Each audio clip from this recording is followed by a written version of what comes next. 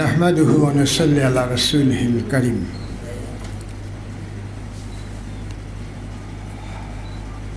শাহেদ মতিউর রহমান কর্তৃক লিখিত আওয়ামী লীগের বিতর্কিত কারিকুলাম, এই বইটি উন্মোচন উপলক্ষে আজকের এই মহতী সভার সভাপতি সাহেব উপস্থিত থাকেন নাই, প্রধান অতিথি বক্তৃতা দিয়ে চলে গেছেন, বিশেষ অতিথিরাও চলে গেছেন, সব বক্তা চলে গেছেন আর কি। এখন শেষ বক্তা আমি, শেষ বক্তার হাতে সময় নাই আর কি। আমার 12টায় লিভ করার কথা, আমার আর একটা প্রোগ্রাম আছে। তো যেহেতু কেউই নাই তাই বসে আছি আর কি শেষ করার জন্য। তো উপস্থিত সম্মানিত অতিথিমণ্ডলী, প্রকাশক ভাইয়েরা এবং সাংবাদিক বন্ধুগণ ও সতীমণ্ডলী, আসসালামু আলাইকুম ওয়া রাহমাতুল্লাহ। আজকের ইস্যুটা অত্যন্ত গুরুত্বপূর্ণ। এই বইটি লেখা হলো, এটা একটা ইতিহাসের স্বাক্ষর। ইতিহাসের আগে আমরা অনেকেই অনেক কথা জানি, কিন্তু ব্ল্যাক অ্যান্ড হোয়াইট নাই কোথাও। আমরা জানি, কথা বলি, বক্তৃতা দিয়েছি ইত্যাদি ইত্যাদি, কিন্তু একটা সংগৃহীত অবস্থায়, একসাথে সংকলিত অবস্থায় আমাদের সামনে উপস্থাপন করা হয়েছে। এটাকে অনেকে বলেছেন এটাকে আরও ব্যাখ্যা করা যেত। অবশ্যই করা যায়, যে কোনো একটা, তাই না? আমরা লেখাপড়া করেছি না, এক বাক্যকে এক পাতা লেখা যায়, কাজেই এটাকে অনেক করা যায়। কিন্তু এখানে যে সিমটমগুলো দিয়েছে, যে লক্ষণগুলো দিয়েছে, যে ইঙ্গিতগুলো দিয়েছে, এটা আমাদেরকে ভবিষ্যতে আমাদেরকে চিন্তা করার একটা খোরাক দিয়েছে। এবং ভবিষ্যতে যারা এদেশে শিক্ষা নিয়ে চিন্তা করবে, তারা যদি এটা পাঠ করে শিক্ষা ব্যবস্থার সাথে সম্পৃক্ত হতে পারে, তাহলে এই দেশকে অনেক অনেক সাহায্য করতে পারবে ইনশাআল্লাহ। তো আমি আপনাদের সামনে পরিচিত এখন বাংলাদেশ আদর্শ শিক্ষক ফেডারেশনের সভাপতি হিসেবে। অনেকেই জিজ্ঞাসা করতে পারেন, চিন্তা করতে পারেন উনি আবার কী করেন ওখানে বসে। আমার কাজ হলো সারা বাংলাদেশে যত শিক্ষক আছে, সেই ইউনিভার্সিটি থেকে আরম্ভ করে নিচে প্রাইমারি, ইবতেদায়ী, এগুলো যত শিক্ষক আছে, এই শিক্ষকদের নিয়ে আমাদের একটা পেশাজীবী অরাজনৈতিক একটা প্রতিষ্ঠান বাংলাদেশ আদর্শ শিক্ষক ফেডারেশন। এগুলোকে আমরা 9টা ভাগে ভাগ করে, কারণ প্রাইমারি শিক্ষকদের চাওয়া পাওয়া একরকম না, বিশ্ববিদ্যালয়ের শিক্ষকদের চাওয়া পাওয়া একরকম না, তাদের লেভেল অনুসারে ভাগ করে অর্গানাইজেশন সেট আপ করেছি সারা বাংলাদেশে। প্রত্যেক জেলায় আমাদের এই অর্গানাইজেশন আছে এবং অধিকাংশ উপজেলাতে অর্গানাইজেশন আছে। এর মূল কাজ, এই অর্গানাইজড করার পর তাদেরকে আমরা একাডেমিক প্রশিক্ষণ দিই। আমরা একাডেমিক শিক্ষার কথা বলছি, কারিকুলাম থাকলে কী হবে, পড়াবে কে? শিক্ষকরা কীভাবে পড়াবে, কত ভালোভাবে পড়াবে, কত সুন্দরভাবে উপস্থাপন করবে, ছাত্রদের কতটুকু বেনিফিট হবে, সেই প্রশিক্ষণটা আমরা এই শিক্ষকদের দিই। আরও যে প্রশিক্ষণটা দেই সেটা হলো মরাল প্রশিক্ষণ। দেখছেন না আজকে মাদ্রাসার হুজুররা তার ছাত্রীদেরকে নিয়ে কত কিছু করছে, মরালিটির কত অভাব। যাদের কাছে আমরা দিন শিখি সেখানে কিন্তু দেখেন এরকম কাজ হচ্ছে, কারণ মরালিটির অভাব রয়েছে। কাজে এদেরকে কোরআন এবং হাদিস থেকে তাকে মরাল জ্ঞানগুলো আমরা দেওয়ার চেষ্টা করি শিক্ষকদেরকে। এবং এই দুইটা জ্ঞানে যারা গুণান্বিত হবে, তাদেরকে আমরা আদর্শ শিক্ষক বানাতে চাই। আমরা বাংলাদেশের সব শিক্ষককে আদর্শ শিক্ষক বানাতে চাই। আমাদের সিলেবাস, কারিকুলাম সব আছে, কিন্তু পড়ানোর লোক নাই, তাই না? আমরা দেখেছি বিশ্ববিদ্যালয়ে আমরা চাকরি করেছি, বিশ্ববিদ্যালয়ের আমাদের এক প্রফেসর, তাকে মোহাম্মদ সাল্লাল্লাহু আলাইহি ওয়াসাল্লামের জীবনী পড়াতে গিয়ে সে কী পড়ায়? সে পড়ায় তার কার্ল মার্কস, মানে মোহাম্মদ সাল্লাল্লাহু আলাইহি ওয়াসাল্লামের জীবনী, ওটা পড়াতে গিয়ে সে কার্ল মার্কস পড়ায়। বুঝলেন, তার মূল ট্রেনিং তার কার্ল মার্কসের উপর, সে মোহাম্মদের উপর কোনো ট্রেনিং নেই, তাহলে সেটা আর পড়াতে পারে না। কাজে আমাদের শিক্ষকদেরকে যেভাবে ট্রেনিং দেবো সেভাবেই তারা উপস্থাপন করে প্রেজেন্ট করবে আর কি। তো এই যে সিলেবাস, কারিকুলাম, শিক্ষা ব্যবস্থা, এটা সবই ষড়যন্ত্রমূলক। আপনারা এই আলোচনা থেকে বুঝতে পেরেছেন এই ষড়যন্ত্রমূলক শুধু আমাদের দেশে। এই যে 10 সালে আমাদের যে শিক্ষা ব্যবস্থা পাস হলো, এটা তো ওই আগের টাইমে যখন 96 থেকে 1 সাল ছিল তখনই কিন্তু সিলেবাস ওই শিক্ষানীতি পাস হয়ে গেছিলো ওদের, ওই মানে ষড়যন্ত্রকারীদের ভিতরে ওটা পাস, কিন্তু করার সময় পায়নি আর, মানে ইমপ্লিমেন্ট করতে পারে নাই। পরে পরে যখন আবার 8 সালের পর ক্ষমতায় আসলো, রাতারাতি ওটাকে মানুষের সামনে দিলে এবং সার্কুলেশনে দিয়ে দিলে এতে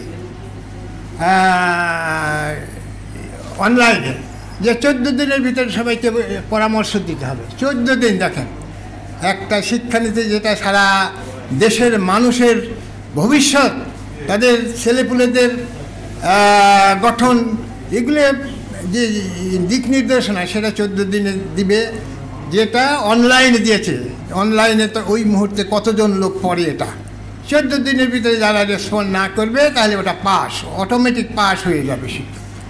সেখানে বেশ কিছু লোকজন আমরা আমাদের ফেডারেশনের উদ্যোগেও আমরা এই পদক্ষেপ নিয়েছি এবং এগুলো নিয়ে আমরা প্রতিবাদ করেছি এবং শিক্ষা মন্ত্রণালয়ে গেছি, তাদেরকে স্মারকলিপি দিয়েছি, তাদেরকে ওই কী সংস্কার করা দরকার, কী পরিবর্তন করা দরকার তার পরামর্শ সহ লিখিত আকারে আমরা একটা বই আকারে তাকে দিয়েছি। কিন্তু সেগুলো কিছু আসে যায় না, আমরা কিছু আসে জানি, ওটা পাস হয়ে গেল। আচ্ছা, পাস হয়ে গেল, সে যে শিক্ষা নীতি যেটা পাস হলো তার যে প্রারম্ভিকা থাকে, এই প্রথমে লাইনে প্রাইম মিনিস্টারের কথা আছে, তাই না, প্রাক কথন বলে, ওই জায়গায় কিন্তু প্রাইম মিনিস্টার বলতেছে আমাদের এই শিক্ষা ব্যবস্থা হলো সবচেয়ে গুরুত্বপূর্ণ জিনিস। শিক্ষা ব্যবস্থার মধ্যে সবচেয়ে গুরুত্বপূর্ণ জিনিস হলো 2টা। একটা কি, এই ধর্মকে, ধর্মীয় শিক্ষাকে গুরুত্ব দেওয়া হয়েছে। 2 নম্বর কি, যে আইসিটিকে ইন্ট্রোডিউস করা হয়। দেখেন, এই মূল শিক্ষানীতির গুরুত্বপূর্ণ দিক ছিল ধর্মীয় শিক্ষা আর আইসিটি, কিন্তু এই শিক্ষা 10 সালে পাশ করে 22-23 সালে আমরা কি দেখছি, আইসিটির দিকে তাদের নজর আছে কিছু, ঠিক আছে, কিন্তু ধর্মীয় শিক্ষার ব্যাপারে কী করছে, কীভাবে ইসলামিয়াত আউট করে দেওয়া যায়, এর একের পর এক ষড়যন্ত্র, যাতে সিলেবাস কারিকুলামে ইসলামী শিক্ষা কোনোভাবে না ঢোকে, এই ষড়যন্ত্রগুলো করে। তাহলে ওই যে প্রাইম মিনিস্টার যে কথা বললেন, লিখিত কথা, মুখে বলেন নাই, বক্তৃতায় বলেন নাই, লিখিত, আপনি এখন খুললেই দেখতে পাবেন, লিখিত যে প্রতিশ্রুতি, লিখিত যে ঘোষণা, তার সাথে বেআইনি না। এখানে কী করছে তিনি, ধর্মকে বাদ দেওয়ার জন্য, ধর্মের নামটা যাতে না আসে সেগুলোকে জন্য অত্যন্ত পরিকল্পিতভাবে ষড়যন্ত্রিকভাবে ওটাকে তারা কাজ করে দিয়েছে। যদিও প্রতিবাদের মধ্যে কিছু কিছু ফিরে আসছে, কিন্তু মূল তাদের মাথায় এগুলো আগেই ছিল যে এখান থেকে ইসলামকে বিতাড়িত করতে হবে, কারণ ওইটাই হলো তাদের বিপক্ষের শক্তি, আর কোনো শক্তি নাই যারা এই বর্তমান সেই সন্ত্রাসী সংগঠনের বা প্রতিষ্ঠানের বিপক্ষে কাজ করতে পারে। কাজেই এটা ষড়যন্ত্রের একটা অংশ। আমরা এই বইগুলো বাজারে এসেছে, ছাত্রদের বেশ কিছু পড়াশোনা করেছে, শিক্ষকরা প্রতিবাদ করেছে, মায়েরা মাঠে নেমেছে, মায়েরা পর্যন্ত মাঠে নেমেছে। এই সিলেবাস কারিকুলাম, এই বই পুস্তক কিছুতেই অ্যাকসেপ্ট করা যায় না। এখন এটা আমরা তো ষড়যন্ত্রের কথা বলেই আসছি, কিন্তু বর্তমান সরকার কি আমাদের কথাগুলো শুনছে? আমি ওই যে ভদ্রলোককে জিজ্ঞাসা করেছিলাম যে 10 জন লোক দিয়ে যে কারিকুলামকে রিভাইজ করার জন্য, সংশোধন করার জন্য কমিটি করা হলো, তাদেরকে বাতিল করা হলো, বাতিলের পর কি হলো? তারা যে কাজগুলো করছে, এজন্য আমরা ফেডারেশনের উদ্যোগে তার সাথে সাক্ষাৎ করছি, শিক্ষা উপদেষ্টার সাথে। সে আমাদেরকে বলেছে 22 সালে যে সিলেবাস কারিকুলাম আছে সেটাই আছে, সেটাই প্রায় আছে।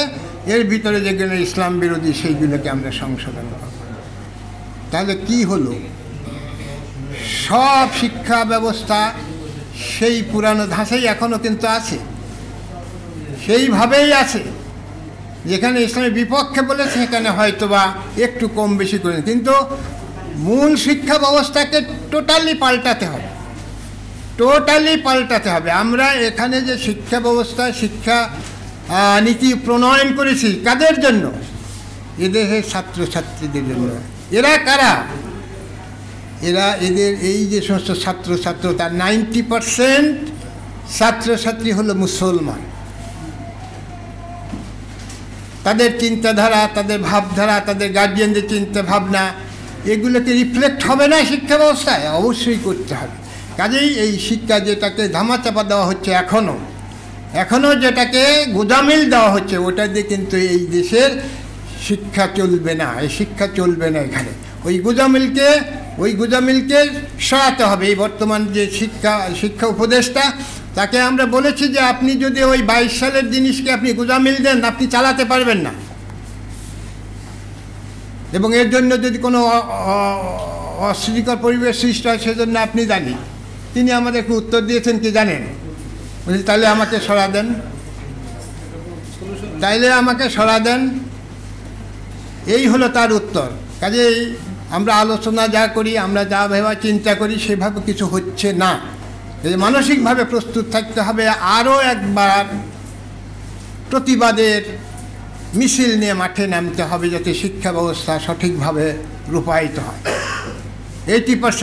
90% মুসলমানদের ছেলেমেয়েরা তাদের সাহিত্য, সংস্কৃতি, চিন্তা ভাবনা এগুলো যাতে সঠিকভাবে প্রতিভাত হয়, সেই রকম সিলেবাস করতে হবে, কারিকুলাম করতে হবে, সেই শিক্ষা ব্যবস্থা রচনা করতে হবে। আমি আরও একটা কথা বলতে চাই। এই যে এত মানুষ, বহুদিন ধরে কিন্তু ইসলামিয়াত আমরা পড়া আসছি, কিন্তু খুব একটা হচ্ছে না, রিফ্লেক্ট হচ্ছে না। কারণ কি? ইসলামী শিক্ষায় ইসলামিয়াত পড়াচ্ছি, আরবি আছে, ওর ভিতরে আরবি ভাষার উচ্চারণ বাংলা করে আমরা পড়া দিচ্ছি, পাস করে যাচ্ছে, তাই না? কিন্তু মূল সোর্স কোথায় এগুলো শেখার? সেটা হলো কোরআন শরীফ। এই কোরআন শরীফ যতক্ষণ পর্যন্ত ছাত্ররা পড়তে না পারবে এবং তার অর্থ যতক্ষণ বুঝতে না পারবে, তাহলে ততক্ষণ পর্যন্ত এদের উপর কোনো ইম্প্যাক্ট হবে না। সেজন্য আমি আপনাদের সামনে একটা প্রস্তাব দিয়ে এগুলো আপনারা প্রকাশ করবেন ইনশাআল্লাহ। আমরা ভাষা শিখছি ইংরেজি আর বাংলা, এর সাথে অবশ্যই আরবি ভাষা শিখতে হবে। আরবি ভাষা কম্পালসারি করতে হবে।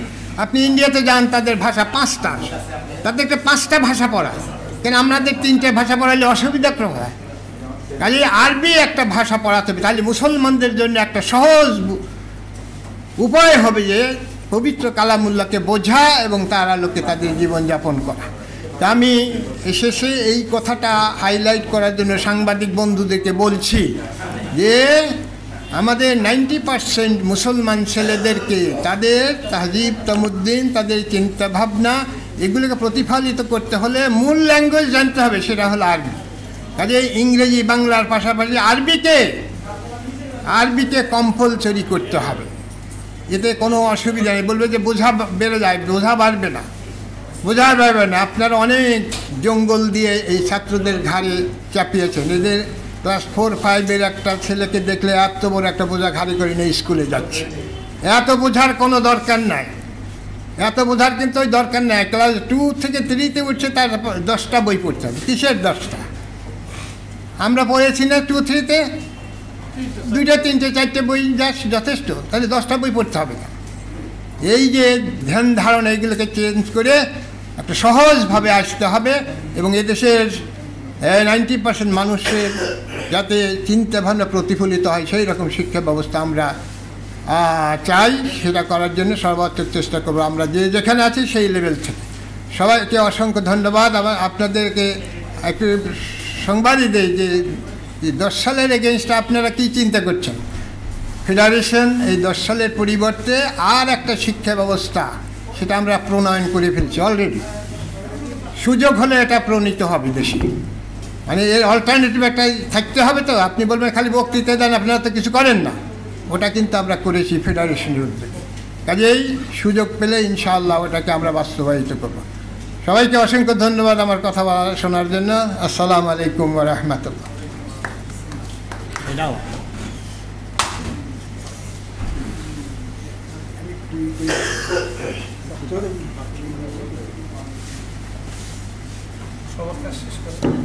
সম্মানিত উপস্থিতি,